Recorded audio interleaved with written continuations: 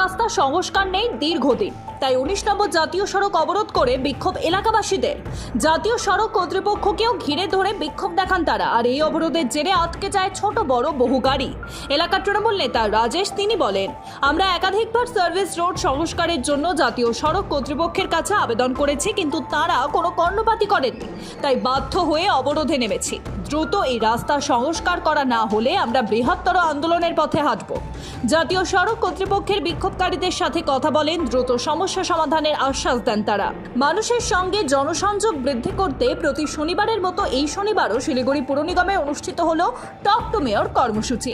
এদিনও নানান সমস্যার কথা মেয়রের কাছে তুলে ধরেন ওয়ার্ডবাসীরা।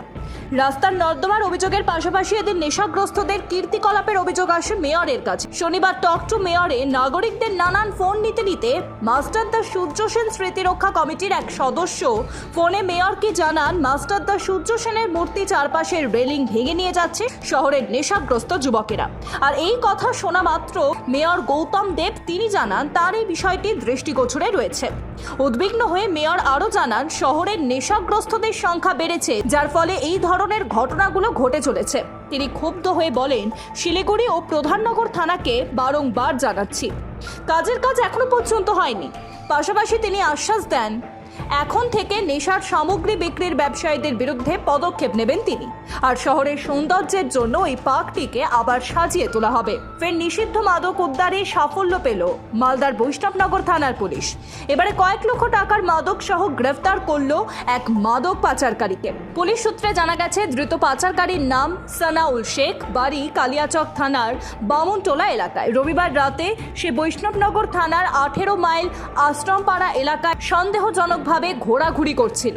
আর ওই সময় বৈষ্ণবনগর থানার পুলিশ বিশেষ সূত্রে খবর পেয়ে সেখানে অভিযান চালিয়ে তাকে পাকড়াও করে।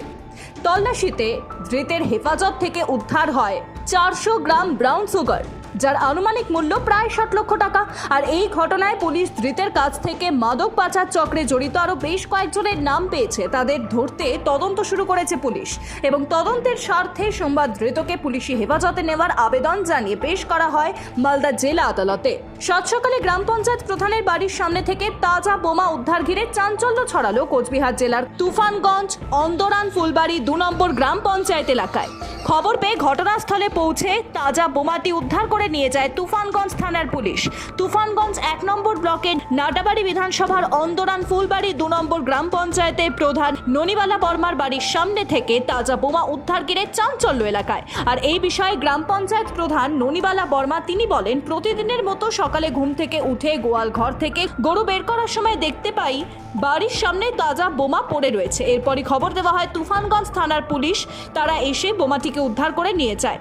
তৃণমূল এলাকাকে অশান্ত করতেই এই বোমাটি রেখে যায়। যেহেতু লোকসভা নির্বাচনের পরে আমাদের বিজেপি পঞ্চায়েতেরা তৃণমূল কংগ্রেসের চাপে তারা তৃণমূলে যোগদান করে, কিন্তু 2 মাস পেরোতেই তারা পুনরায় বিজেপিতে ফিরে আসে। বর্তমানে ভোট রয়েছে আমাদের দখলে, তাই তৃণমূল এলাকায় আতঙ্ক সৃষ্টি করার জন্য এই সব করছে। যদিও তৃণমূলের দিকে ওঠার সমস্ত অভিযোগ অস্বীকার করেন অন্ধারান ফুলবাড়ি 2 নম্বর অঞ্চল তৃণমূল কংগ্রেসের চেয়ারম্যান আশার আলী। তিনি বলেন, বিজেপির পায়ের তলায় মাটি নেই, তাই নিজের বাড়িতে বোমা রেখে গ্রাম পঞ্চায়েত কার্যালয়ে ঢোকার চেষ্টা করছে।